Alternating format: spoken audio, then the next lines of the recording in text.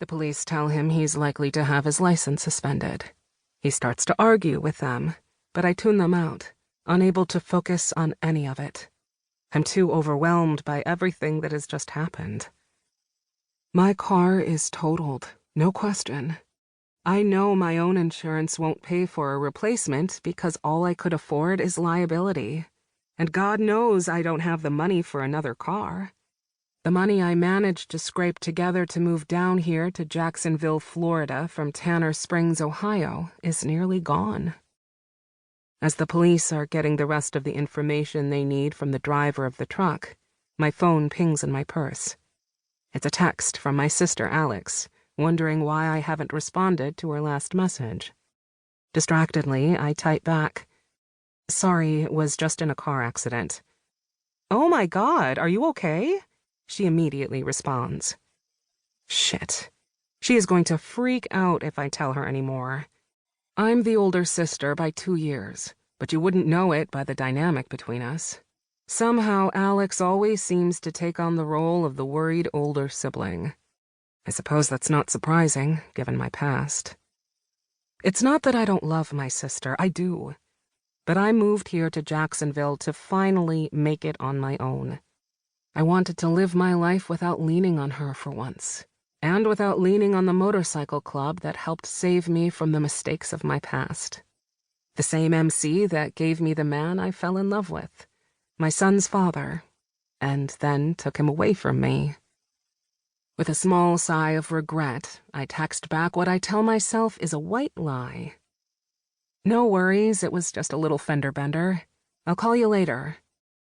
I hate lying to my sister, but I hate the thought of her feeling like she has to come to my rescue once again even more. Paramedics arrive. They insist on looking me over. They want to take me to the hospital, but I refuse. There's no way I can afford a bill for that. Not to mention that I was supposed to pick Bryson up from the neighbor who's watching him by now. I assure them I'm completely fine and ignore the twinge in my neck that I'm pretty sure is going to get worse before it gets better. While I'm arguing with them about the hospital, I see the tow truck guy pulling out the chains to attach to my car. "Wait!" I cry. I hurry over and tell them I need to get Bryson's car seat from the back. He waits, not so patiently, as I detach the base and pull it out. I don't care. These things are expensive. The Matt Dillon cop, Officer Burke, has been increasingly friendly to me through all of this. As the tow truck drives away, he offers to drive me home. "Or anywhere else you need to go. We've got you covered." He flashes me an easy, confident grin. I imagine him as the star quarterback on his high school football team. But the thought of being in the back of a cop car creeps me out, even if I'm not being arrested. "Thanks anyway, but I can walk. It's only a couple of blocks away." I lie, gesturing in the direction of my apartment complex. "It's really not worth you going out of your way." "It's no trouble at all, right, Jackson?" he says, nodding at his partner. Officer Jackson grunts noncommittally. "Really," I insist. "I'd rather walk. It will help me decompress after all of this. But thank you anyway. Are we all done here?" They give me the case number. Officer Burke gives me his card, asking me one more time if I'm sure I don't want a ride. I say no and thank them both, then walk away before they can try to convince me again. I take the first side street into the neighborhood so I can disappear from view as soon as possible. Then I start the mile-long walk back home, lugging a car seat for the car I no longer have, and wondering what the hell I'm going to do.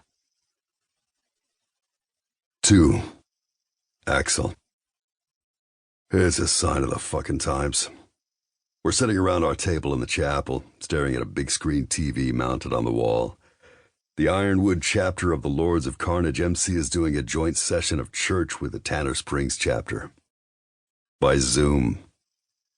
We're doing it this way because it's convenient, not because we want to. On our end, the Ironwood chapter is involved in a full-blown turf war. All of us riding up to Tanner Springs ain't an option right now.